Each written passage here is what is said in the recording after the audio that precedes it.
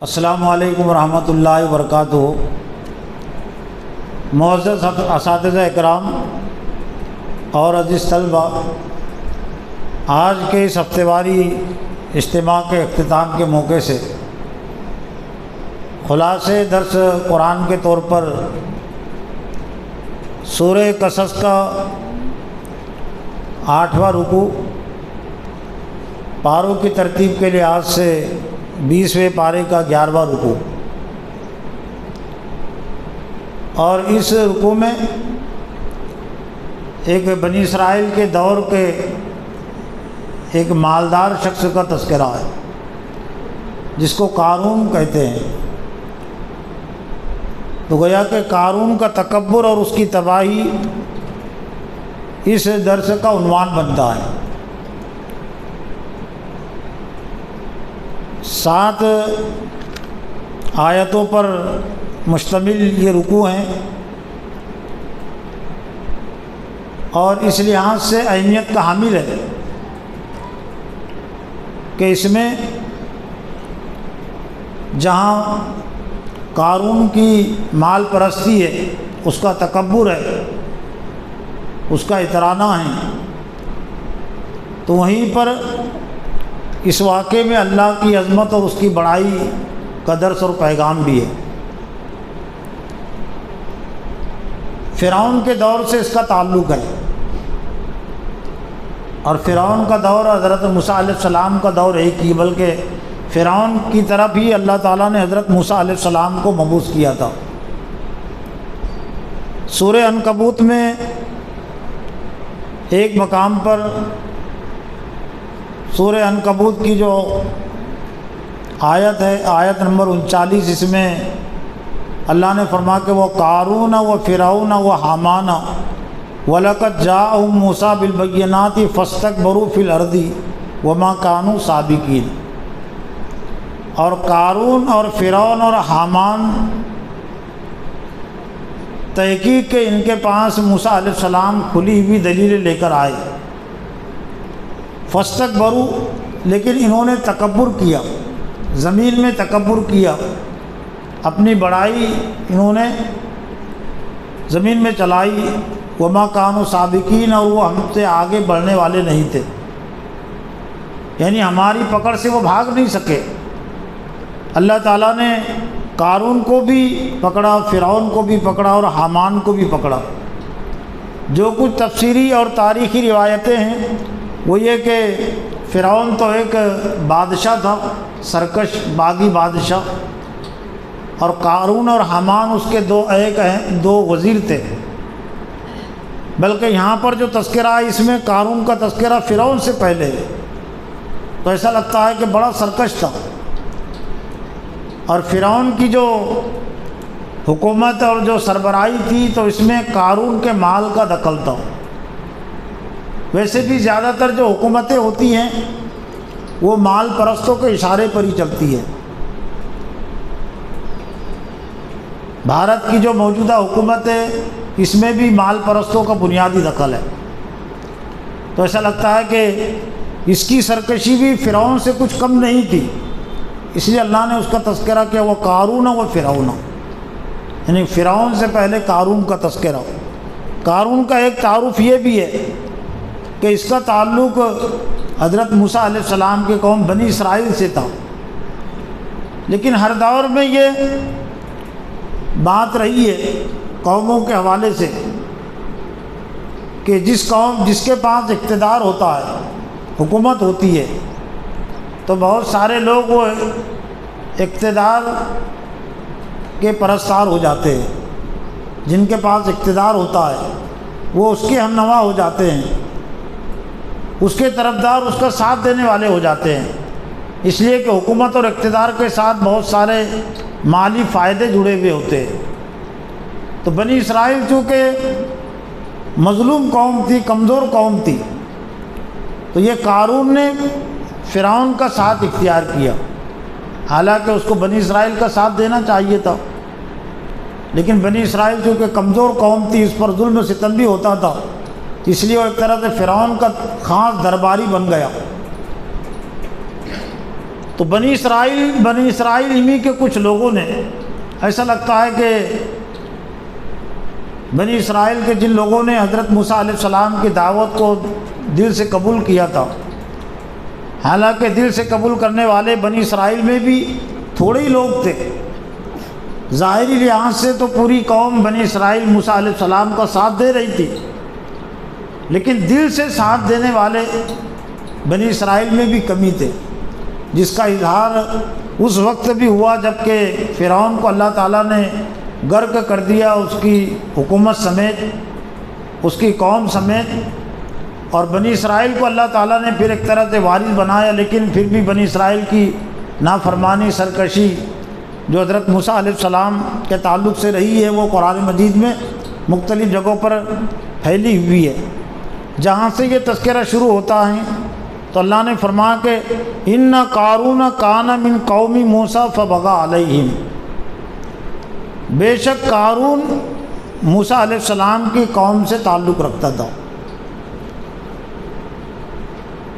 اس میں حضرت صلی اللہ علیہ وسلم اور اہل ایمان کے لیے تسلی کی بات بھی تھی،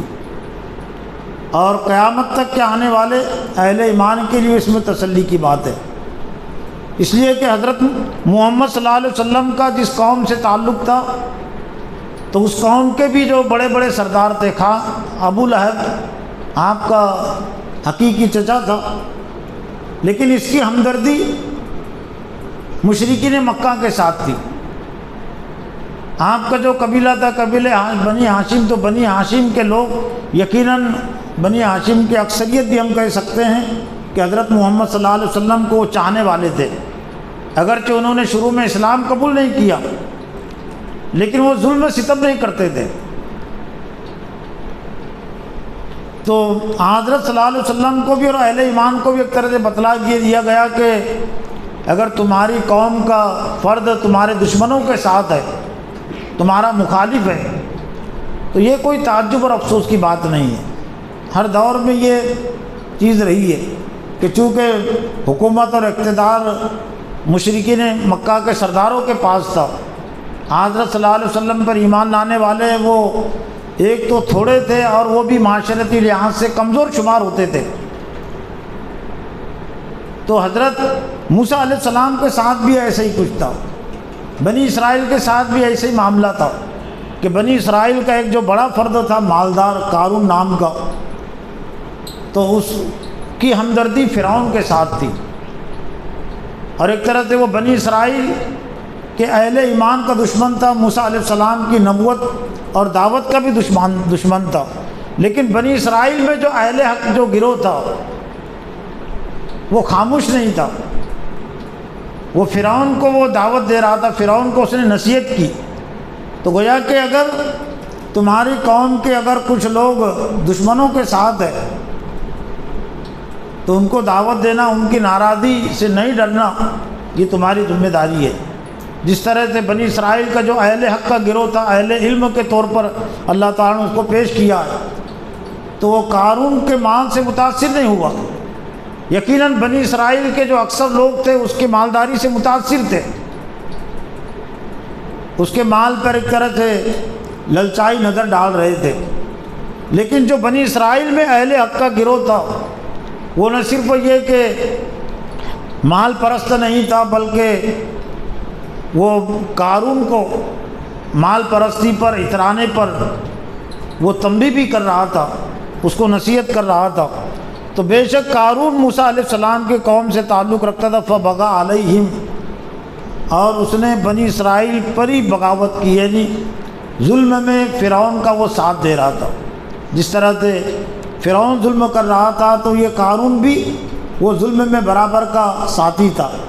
اس لیے بغاوت کے لفظ سے اللہ نے یہاں اس کو تعبیر کیا۔ وَآتَيْنَاهُ مِنَ الْكُنُوزِ، وَآتَيْنَاهُ مِنَ الْكُنُوزِ، اور ہم نے اس کو خزانے دے رکھے تھے۔ اس سے یہ بات واضح ہوتی ہے کہ اگر کسی کو زیادہ مال اگر ملا ہے تو یہ اس بات کی دلیل نہیں ہے کہ اللہ اس سے راضی اور خوش ہے، بلکہ زیادہ مال ہر دور میں اللہ کے نافرمانوں کے پاس ہی رہا ہے۔ آج بھی دنیا میں جو زیادہ دولت مند ہے وہ اہل حق، اہل ایمان بہت کم ہے۔ اہل حق تو مالداروں میں آتے ہی نہیں ہیں، کچھ مالدار مسلمان آتے بھی ہیں دنیا کے مالداروں کے فہرست میں، لیکن ان کا دین سے ایمان سے کوئی تعلق نہیں ہے۔ جن کا دین اور ایمان سے تعلق ہے وہ آج کے دور میں بھی مالداروں کی فہرست میں نہیں آتے۔ تو گویا کہ اہل ایمان اس وقت جو اہل ایمان مالی لحاظ سے بھی کمزور تھے، تو ان کو یہ بتایا جا رہا ہے کہ مال بنی اسرائیل کے دور میں بھی، فرعون کے دور میں بھی اہل حق کے پاس کمی تھا، اہل باطل کے پاس، فرعون قارون کے پاس مال زیادہ تھا۔ ہم نے اس کو خزانے دے رکھے تھے اور اللہ نے اپنی طرف اس کو نسبت کیا ہے، منسوب کیا ہے، یعنی ہم نے دیا، یعنی اللہ نے دیا۔ گویا کہ مطلب یہ مال کوئی قابل رشک چیز نہیں ہے۔ ایک حدیث میں حضور صلی اللہ علیہ وسلم نے فرمایا لو کانت الدنیا عند اللہ جناح بعوضۃ ما سقا کافرا شربۃ ماء، کہ اللہ کے نزدیک دنیا کی قدر و قیمت، اس میں مال بھی ہے، یعنی مال اور دنیا کی قدر اللہ کے نزدیک اگر مچھر کے پر کے برابر بھی ہوتی تو اللہ کسی کافر کو پانی کا ایک گھونٹ نہیں دیتا۔ لیکن اللہ تعالیٰ نے کافروں کو پانی بھی دیا، مال بھی دیا، تو گویا کہ اللہ کے پاس اس کی قدر و قیمت نہیں ہے۔ یہ تو ضروریات زندگی کے طور پر اور ڈھیل اور مہلت کے طور پر اللہ تعالیٰ ہر ایک کو دیتا ہے، تو یہ قابل رشک چیز نہیں ہے، یہ ایسی چیز نہیں ہے کہ آدمی اس پر لال ٹپکائے اور اس کی حرص اور اپنے دل کے اندر رکھے۔ ما ان مفاتیح لتنوء بالعصبۃ اولی القوہ، پھر اس کے خزانوں کے تعارف کے طور پر اللہ نے فرمایا کہ اس کے خزانوں کی جو چابیاں تھی، کنجیاں، ایک طاقتور جماعت اس کو بمشکل اٹھا سکتی تھی، ایک فرد نہیں۔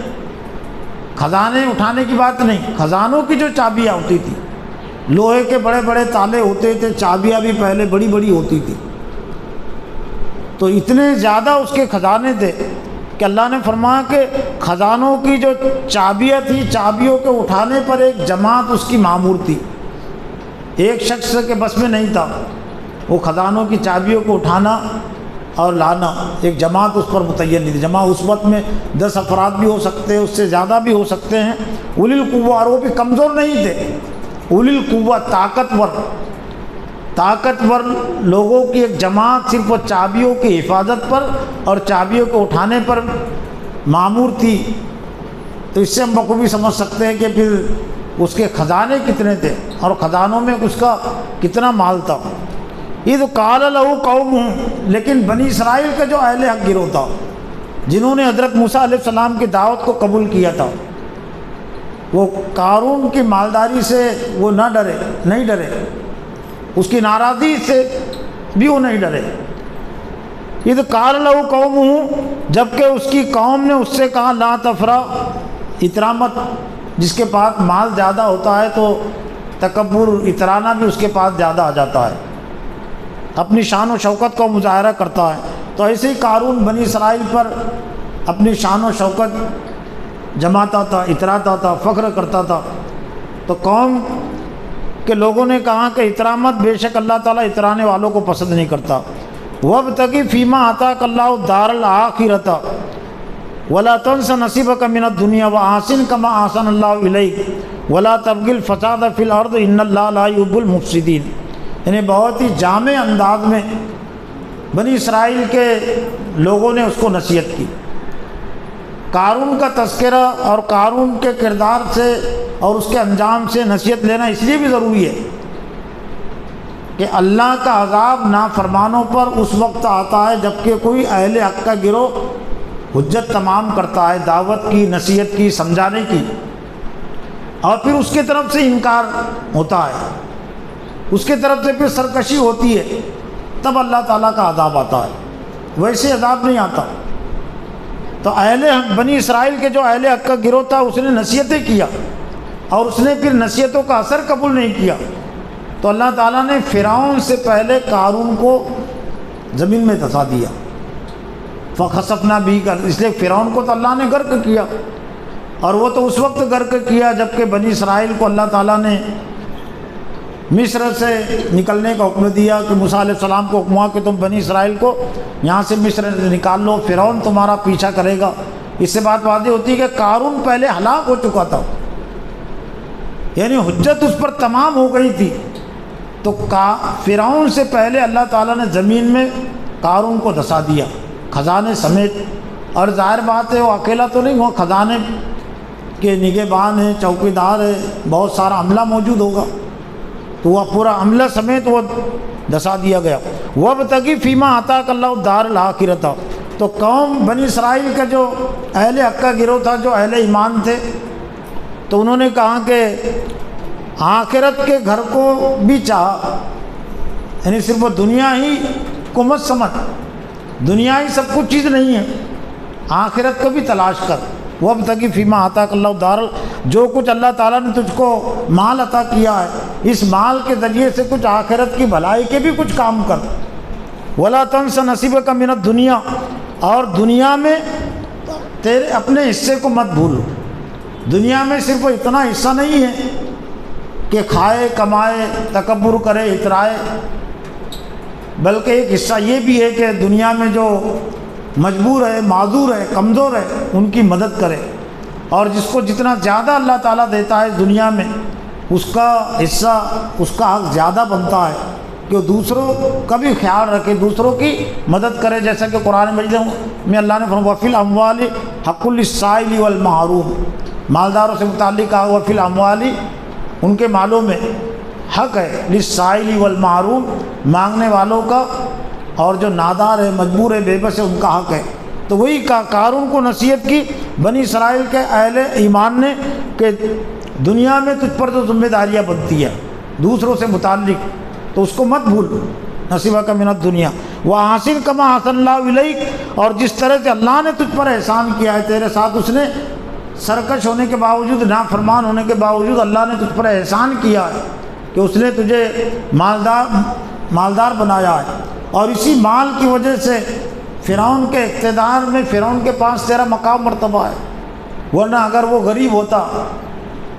بنی اسرائیل کے اور لوگوں کی طرح تو فرعون اس کو کیوں پوچھتا؟ فرعون کے پاس بھی اس کی جو قدر و منزلت تھی وہ مال کی وجہ سے تھی۔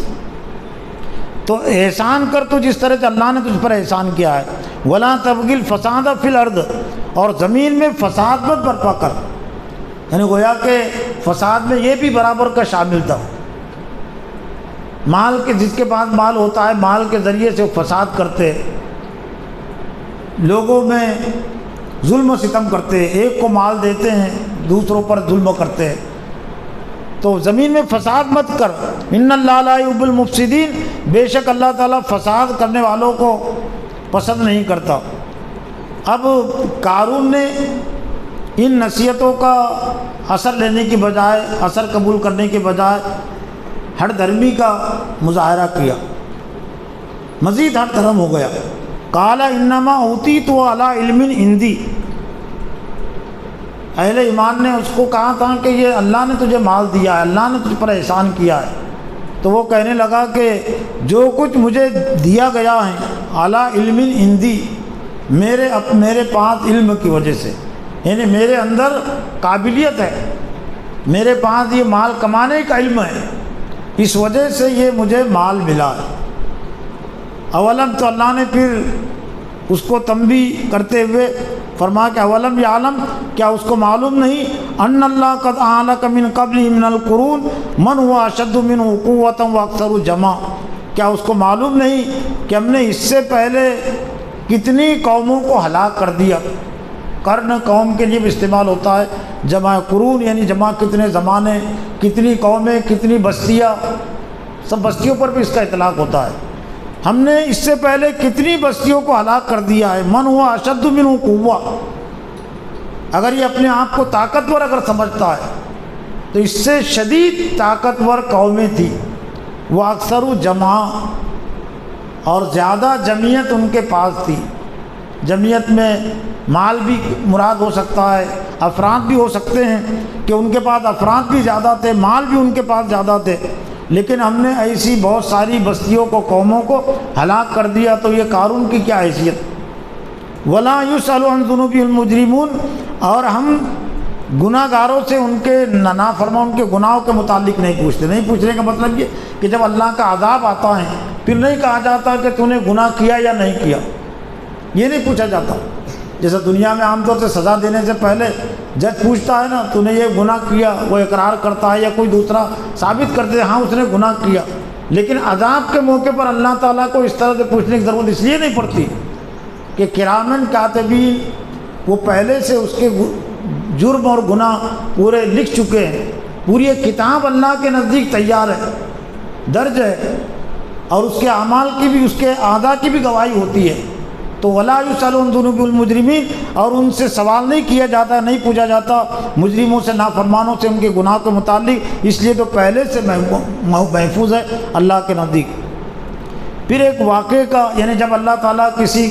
فرد کو، کسی قوم کو ہلاک کرنے کا ارادہ کرتا ہے تو سورہ بنی اسرائیل میں بھی اللہ نے اپنی ایک سنت، اپنا ایک قانون، پالیسی بیان کی. وَإِذَا أَرَدْنَا أَن نُهْلِكَ قَرْيَةً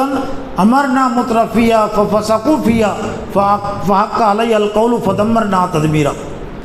کہ جب ہم کسی قوم کو ہلاک کرنے کا ارادہ کرتے ہیں تو اس کے جو خوشحال لوگ ہیں، جو مالدار افراد ہیں، ان کو ڈھیل دیتے ہیں، مہلت دیتے ہیں اترانے کی، تکبر کرنے کی،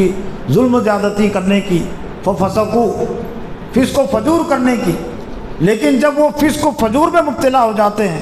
فَدَمَّرْنَاهَا تَدْمِيرًا، ہم اس کو تہہ بالا کر دیتے ہیں. تو گویا کہ یہ قارون کا بھی ایک طرح سے آخری وقت آ گیا تھا. تو جتنا وہ اترا سکتا تھا اللہ نے اس کو موقع دیا تاکہ حجت تمام ہو جائے کہ اس کو جو زمین میں دھسایا گیا تو وہ بھی سمجھ لے، اس کے ماننے والے سمجھ لے، اور بعد میں آنے والے بھی سمجھ لے کہ اس کی اپنی سرکشی اور نافرمانی کی وجہ سے، ہر دھرمی کی وجہ سے. وہ ایک مثال کے ذریعے سے بھی سمجھ سکتے ہیں آپ. اب وہ چراغ کا زمانہ کم ہوا ہے، ورنہ چراغ اگر ہوتے تو آپ اس کو اپنی آنکھوں سے بھی دیکھتے تھے. پہلے گھروں میں یہ جب بجلی لائٹ نہیں تھے تو چراغ جلتے تھے. تو چراغ یا کندل بجھنے سے پہلے وہ بھڑکتا ہے، یعنی جب ختم ہو جاتا ہے تیل. تو عام طور سے ایسا ہوتا ہے کہ جب چیزیں ختم ہوتی ہے تو بالکل آخر وہ ختم ہو کر ختم ہوتی ہے، لیکن چراغ جب بجھتا ہے آخر میں تو بھڑکتا ہے، یعنی اس میں روشنی زیادہ ہو جاتی ہے اور پھر بجھتا ہے. یعنی پہلے روشنی گویا کہ کم تھی، جب تیل اس میں زیادہ تھا تب تو روشنی کم تھی، لیکن تیل بالکل ختم ہو گیا آخری تو اس کی روشنی بڑھ گئی. تو ایسے ہی معاملہ اللہ کا قوموں کے ساتھ، افراد کے ساتھ ہوتا ہے. جب وہ ہلاک کرنے کا اللہ تعالیٰ ان کو ارادہ کرتا ہے تو ان کو کچھ ڈھیل اور مہلت دیتا ہے، یعنی زیادہ ایک طرح سے بھڑکنے کی، زیادہ اترانے کی. یہ چیونٹیاں بارش کے موسم میں، یہ چیونٹیوں کی مثال سے بھی آپ سمجھ سکتے ہیں. جو زمین پر جو چیونٹیاں کو پر لگ جاتے ہیں، عام طور سے چیونٹیوں عام طور سے پر نہیں لگتے نا، لیکن پر لگنا کائے کی علامت ہے؟ پر لگنا اس کی موت کی علامت ہے. تو چیونٹیاں تو بہت کچھ ہوتی ہوں گی کہ ابھی تک چڑھ رہے تھے، لیکن جب پر لگتے تو اڑتی ہے نا چیونٹیاں. وہ عام چیونٹیاں ہی ہوتی ہے، وہ صرف وہ پر اس میں ہوتے ظاہر. لیکن انہی چیونٹیوں پر لگنے کے بعد پھر بہت زیادہ دیر تک، زیادہ دنوں تک وہ چیونٹی زندہ نہیں رہ سکتی، اس کی موت ہو جاتی ہے. تو ایسی معاملہ گویا کہ یہ افراد اور قوموں کے ساتھ اللہ تعالیٰ کا ہوتا ہے. ظاہر بات ہے کہ اللہ تعالیٰ ان کو مار رہا ہے، چیونٹیوں کو کچھ نہ کچھ خوش ہونے کا موقع دے دیتا ہے. پر سے اڑتی ہے، اڑ نہیں سکتی نا، لیکن اس وقت اڑتی ہوئی ایک تو اڑ کر جاتی ہے. لیکن پرندے سب ان کو کھا لیتے. پرندے ہیں، یہ جو اور بھی دوسرے کیڑے مکوڑے جتنے آتے ہیں ایک ساتھ وہ جمع ہو جاتی ہے. اور پھر ایسی چیزیں ان کو پسند ہے، روشنی ان کے لیے پسندیدہ بنا دی جاتی ہے تاکہ بہت زیادہ دوسروں کے کیڑوں کو تلاش کرنے کی ضرورت نہ پڑے. جہاں پر روشنی وہاں چلی جاتی ہے، کیڑے آسانی کے ساتھ ان کا شکار کر لیتے ہیں. فخرج، تو ایک واقعے کا اللہ تعالیٰ نے تذکرہ کیا ہے. فخرج علی قوم فی زینتی، بس نکلا وہ ایک دن اپنی قوم پر، یعنی اپنی قوم کو اپنے مال سے متاثر کرنے کے لیے کہ میں کتنا بڑا مالدار ہوں. مفسرین نے تفسیر میں لکھا کہ کئی سینکڑوں اونٹوں پر اس کا خزانہ تھا، جو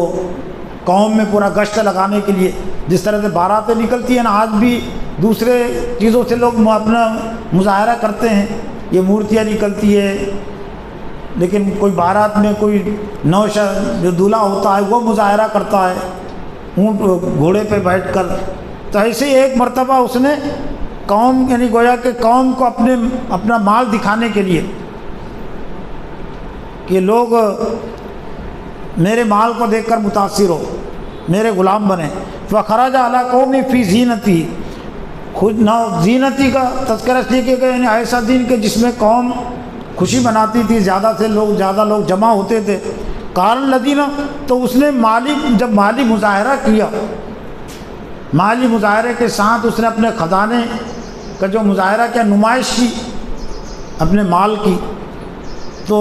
جو دنیا پرست تھے بنی اسرائیل میں،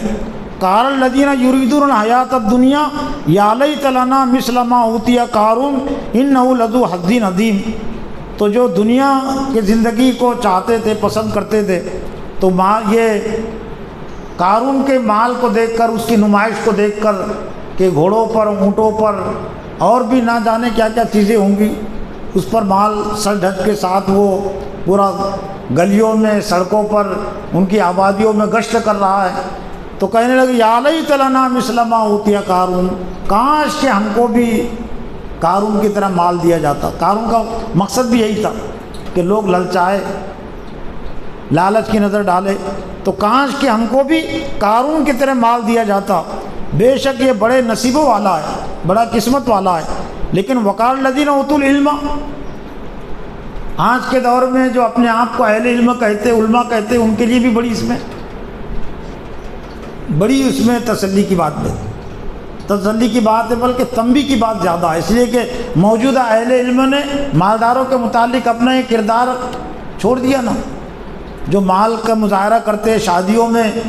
الیکشن کے موقع پر، تو کہاں نصیحت کرتے علماء کرام، بلکہ ان کے جیسا بننے کی کوشش کرتے، جس طرح سے یہ بنی اسرائیل میں جو مال پرست لوگ تھے۔ تو موجودہ دور کے اہل علم کے لیے بھی اس میں نصیحت ہے کہ بنی اسرائیل میں جو اہل علم کا جو طبقہ تھا تو اس کا کیا کردار تھا، اور بنی اسماعیل ہے نا ہمارا تعارف، تو بنی اسماعیل میں جو اہل علم ہیں، جو علماء ہیں، ان کی ذمہ داریاں کیا ہے؟ بنی اسرائیل کے اہل علم ذمہ داری، انہوں نے تو اپنی ذمہ داری ادا کی کہ وہ دنیا پرستوں کو کہنے لگے کہ تمہارے لیے تباہی بربادی ہے۔ وقال الذین اوتوا العلم، اور جو لوگ علم دیے گئے تھے، جن کے پاس علم تھا، ویلکم ثواب اللہ خیر لمن آمن وعمل صالحا ولا یلقی الا الصابرون۔ بنی اسرائیل میں جو اہل علم تھے، گویا کہ جو اس سے پہلے جنہوں نے نصیحت کی تھی وہی ہو سکتے ہیں، تو وہ کہنے لگے ویلکم، تمہارے لیے ہلاکت اور بربادی ہو۔ یہ مال پر للچائی نظر ڈال رہے تھے بنی اسرائیل کے کچھ لوگ، اور کہہ رہے تھے کاش کہ ہم کو بھی یہ ایسی دولت ملتی، لیکن اس کے جواب میں وہ اہل علم کہنے لگے کہ تمہارے لیے ہلاکت اور بربادی ہو۔ ثواب اللہ خیر، اللہ کے نزدیک جو بہتری ہے، جو بھلائی ہے، وہ بہتر ہے، جو نیکیاں ہے، نیکیوں کا راستہ، اچھائیاں، وہ بہتر چیز ہے۔ یہ قارون کا مال کوئی بہتر چیز نہیں ہے کہ اس پر آپ للچائی نظر ڈالیں، اس کو حاصل کرنے کی، اور نہیں اگر ہے تو اس پر کوئی افسوس کرے، یہ کوئی افسوس کرنے کی چیز نہیں ہے۔ ثواب اللہ خیر، اللہ کے نزدیک جو ثواب ہے وہ بہتر ہے، لمن آمنا، لیکن اس کے لیے جو ایمان لائے اور نیک اعمال کرے، ولا یلقی الا الصابرون، لیکن یہ صفت اور یہ نعمت اور یہ دولت صرف صابرین کو حاصل ہوتی ہے، جو صبر کرتے ہیں، صبر میں اللہ کے لیے جو ہمت رکھتے ہیں، جو اپنے عقیدے پر قائم رہتے ہیں، اس میں سب مفہوم شامل ہے۔ فخسفنا، جب اب ایک طرح سے حجت تمام ہو گئی، حضرت موسیٰ علیہ السلام کی دعوت کے ذریعے سے تو ہو ہی گئی تھی، لیکن پھر بنی اسرائیل کے طبقے نے بھی حجت تمام کر دی، اور یہ قارون اتنا سکتا تھا، اللہ تعالیٰ نے اتنا موقع دے دیا، لیکن اس نے نصیحتوں کو کوئی اثر قبول نہیں کیا۔ تو پر اللہ کی سنت ماضی میں بھی رہی ہے کہ پھر اللہ کا عذاب مرنے سے پہلے اسی دنیا میں آتا ہے۔ موجودہ دور کے جو ظالم اور جابروں کو جو ڈھیل اور مہلت ملی ہوئی ہے، خاص طور سے میدان سیاست میں جو ظالم اور جابر ہے، اس میں ان کا کوئی کمال نہیں ہے، اس میں امت مسلمہ کا قصور ہے۔ موجودہ دور کے اہل علم نے، علماء نے، جماعتوں نے حجت تمام نہیں کی موجودہ لیڈران پر کہ ہندوستان کی سرزمین اللہ کی ہے، اور یہ سرزمین پر اگر انصاف قائم ہو سکتا ہے تو ہندوستان کے دستور سے نہیں قائم ہو سکتا۔ وہ اللہ کے قرآن کے دستور سے قائم ہو سکتا ہے، اسلام سے انصاف قائم ہو سکتا ہے۔ یہ حجت جب تمام کریں گے اہل علم اور جماعتیں، پھر موجودہ حکمرانوں کی طرف سے، لیڈران کی طرف سے ظلم و ستم ہوگا علماء پر، جماعتوں پر، مسلمانوں پر، تو تب اللہ کا عذاب آئے گا۔ ابھی ہم نے اسلام کو بیچ میں لائے ہی نہیں، قرآن کو ہم نے بیچ میں لائے نہیں، اللہ نہیں آیا بیچ میں۔ اللہ اس وقت بیچ میں آتا ہے ہماری لڑائی کے درمیان میں جب ہم اللہ کی بات کو بیچ میں لاتے ہیں، اللہ کے رسول کی بات کو بیچ میں لاتے ہیں۔ موجودہ دور میں بھی جن اہل ایمان نے اللہ کو بیچ میں لایا، جیسے افغانیوں نے اللہ کو بیچ میں لایا، قرآن کو بیچ میں لانے کا مطلب اللہ کو بیچ میں لانا ہے نا، اسلامی حکومت کی بات کا مطلب اللہ کو بیچ میں لانے کی بات ہے۔ تو 50 ملک کو لے کر گیا تھا امریکہ افغانستان کو تباہ کرنے کے لیے، واپس ہونا پڑا۔ اور ایسی موجودہ حماس نے بھی اللہ کو بیچ میں لا لیا۔ تو 1 سال سے زیادہ عرصہ ہوا۔ 1967 کی جنگ میں 6 دن کے اندر اسرائیل نے پورے عرب ملکوں کو ہرا دیا تھا، شکست دے دی تھی۔ جتنے عرب ملک ہیں، 6 دن کی جنگ مشہور ہے، عرب اسرائیل جنگ جو 6 دن ہی چلی تھی وہ، یعنی 6 دن میں اسرائیل نے، اور اسرائیل کے پاس موجود ہے جو طاقت ہے اس سے کم طاقت تھی اس کے پاس، اور یہ تو صرف حماس ایک تنظیم ہے عرب ملک، یعنی 25-26 ملک عرب پورے ساتھ ایک تھے اسرائیل کے خلاف، لیکن اسلام کو بیچ میں نہیں لایا تھا انہوں نے۔ بے دین یعنی ہماری حکومت، اللہ کے قانون کی بات انہوں نے نہیں کی تھی، تو 6 دن میں ان کو شکست ہو گئی تھی۔ لیکن یہاں 1 سال سے زیادہ کا عرصہ ہوگا، یقیناً آزمائش تو ہے، لیکن وہ بھی اپنا غصہ نکالنے کے لیے مجاہدین تو اس کے پکڑ میں نہیں آتے، حماس کے، ان پر ظلم و ستم تو نہیں کر سکتا، تو عوام پر، تاکہ ان کے بچوں کے قتلوں کو دیکھ کر، عورتوں کی قتلوں کو دیکھ کر، ان کی شہادتوں کو دیکھ کر یہ حملہ کرنا بند کر دے۔ لیکن وہ وہاں کے بچے بھی اتنے با ہمت ہیں، عورتیں بھی اتنی با ہمت ہے، سب کچھ ہونے کے باوجود وہ قائم ہیں، ان کی پوری ہمدردیاں حماس کے ساتھ ہے آج بھی۔ تو ویسا دیکھا جائے تو آج بھی جانی جو نقصان ہے، اسرائیلی فوجوں کا زیادہ جانی نقصان ہوا حماس کے مجاہدین کے مقابلے میں۔ حماس کے مجاہدین اسرائیلی فوج سے کم شہید ہوئے ہیں۔ تو وہ کیوں ہوتا ہے؟ وہ اسلام کو اور قرآن کو بیچ میں لانے کی وجہ سے اللہ تعالیٰ طاقت و قوت عطا کرتا ہے۔ ہم نے اسلام کو نظر انداز کر دیا، اس لیے خاص طور پہ بھارت میں، عالمی سطح پر بھی امت مسلمہ سیاسی میدان میں کمزور ہو گئی۔ فخطب تو جب یہ حجت تمام ہو گئی، علم کے ذریعے سے بھی اور ایک طرف سے نصیحتوں کے ذریعے سے، عمل کے ذریعے سے، روبرو قارون کو نصیحتیں کی تھی نا اہل حق نے، اہل ایمان نے۔ فخسفنا بھی وہ بیداری الارض، ابھی فرعون ہلاک نہیں ہوا تھا، وہ غرق نہیں ہوا تھا، اس سے پہلے کی بات ہے، پہلے حجت تمام ہو گئی فرعون سے پہلے، تو اللہ تعالیٰ نے ان کو اس کو غرق کر دیا۔ لیکن ایسی حجت بنی اسرائیل نے فرعون پر نہیں کی تھی نا، اس کی طاقت سے ڈر گئے تھے، وہاں تک نہیں جاتے تھے۔ لیکن قارون چونکہ انہی کے قوم کا فرد تھا، آسان بھی تھا اس کو نصیحت کرنا، خیر کم تھے نصیحت کرنے والے، لیکن اللہ تعالیٰ نے ان کی مدد کی، اور ان کی نظروں کے سامنے فرعون کے یہ قارون کے دھسائے جانے کے منظر کو اللہ نے دکھایا۔ روایتوں میں یہ ہے کہ جتنی جگہ پر اس کے وہ خزانے تھے، وہ پوری جگہ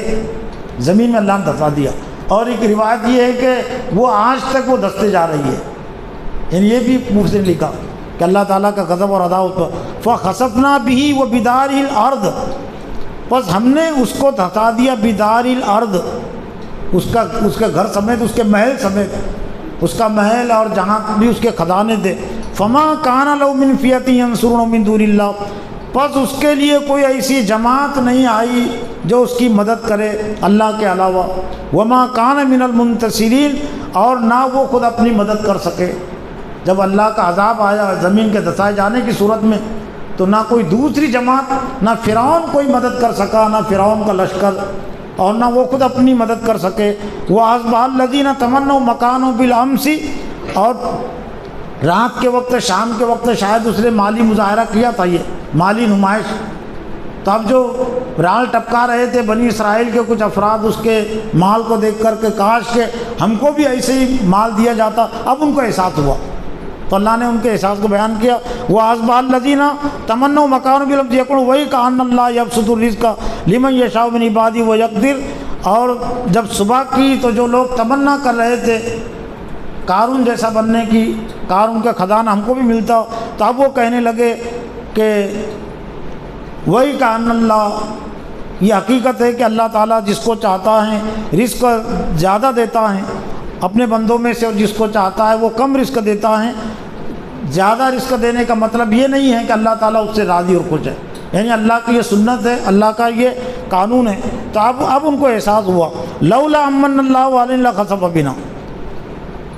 اگر ہم پر اللہ کا احسان نہیں ہوتا، کہ کل جو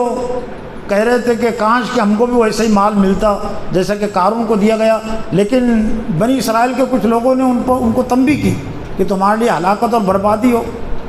کہ تم ایسا بننے کی کوشش کر رہے ہو، اللہ نے جو کچھ اپنے پاس رکھا ہے وہ بہتر ہے۔ تو ایسا لگتا ہے کہ انہوں نے کچھ نہ کچھ نصیحتوں کا اثر قبول کیا، اس لیے اللہ تعالیٰ کو دھسانے سے بچا لیا۔ تو کہنے اگر ہم پر اللہ کا احسان نہیں ہوتا، لولا امن اللہ علینا لخسف بنا، تو ہم بھی دھسا دیے جاتے، لیکن ہم پر اللہ تعالیٰ نے احسان کیا کہ اللہ تعالیٰ ہم کو دھسانے سے بچا لیا۔ وہی کأنہ لا یفلح الکافرون، اور یہ بھی حقیقت ہے، اس میں کوئی شک و شبہ نہیں ہے کہ کافر لوگ کبھی کامیاب نہیں ہوتے۔ شامت اللہ کی مار اور پھٹکار وہ کافروں پر نافرمانوں پر آتی ہیں، لیکن اس وقت آتی ہیں اللہ کی مار اور پھٹکار مرنے سے پہلے جب کہ کوئی اہل حق کا گروہ ان پر حجت تمام کرتا ہے۔ تو یہ اہم ترین رکوع ہے اس لحاظ سے کہ اس میں جہاں قارون کے تکبر کا، اس کے اترانے کا تذکرہ ہے، اس کی تباہی کا تذکرہ بھی ہے، اور اسی میں ایک طرح سے اہل علم اور اہل حق کی ذمہ داریوں کا تذکرہ بھی ہے کہ اہل حق کا کردار طرز عمل کیا ہوتا ہے۔ بنی اسرائیل میں جو اہل حق تھے، اہل علم تھے، تو انہوں نے قارون کو نصیحت کی، قارون کے مال کا اثر انہوں نے قبول نہیں کیا، بلکہ جو اثر لے رہے تھے تو ان کو انہوں نے ٹوکا۔ اللہ کے نزدیک جو کچھ ہے وہ سب سے بہتر ہے، جنت اور جنت کی نعمتیں۔ یہ دنیا کی چیزیں، دنیا کی حکومتیں اور دنیا کا مال ایسا ہے نہیں کہ کوئی اس پر لالچ کی نظر ڈالے اور اس پر رشک کرے۔ تو یہ چند باتیں اس رکوع کی روشنی میں میری اپنی تذکیر، آپ کی تذکیر توجہ کے لیے میں نے رکھی۔ اللہ سے دعا ہے کہ اللہ تعالیٰ مجھے اور آپ کو اس رکوع میں اہل علم اور اہل حق کا جو کردار ہے وہ کردار اپنے اندر پیدا کرنے کی توفیق عطا فرمائے۔ ربنا تقبل منا انک انت السمیع العلیم وتب علینا انک انت التواب الرحیم برحمتک یا